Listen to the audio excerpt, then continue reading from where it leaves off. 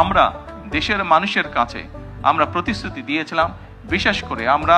বাংলাদেশের কৃষক ভাইদের কাছে আমরা প্রতিশ্রুতি দিয়েছিলাম যে বিএনপি সরকার গঠন করতে সক্ষম হলে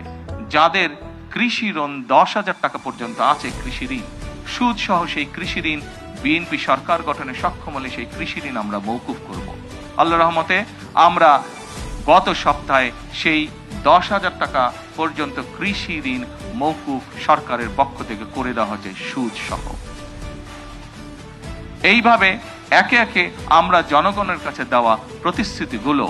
যেই প্রতিশ্রুতিগুলো পূরণের মাধ্যমে জনগণের ভাগ্যের পরিবর্তন হবে, যেই প্রতিশ্রুতিগুলি পূরণের মাধ্যমে, একটি সরকারের প্রতিশ্রুতি পূরণের মাধ্যমে দেশের ভাগ্যের পরিবর্তন হবে, জনগণের ভাগ্যের উন্নয়ন ঘটবে, সেই প্রতিশ্রুতিগুলো আমরা ধীরে ধীরে পর্যায়ক্রমিকভাবে যে কোনো মূল্যে পূরণের চেষ্টা করব।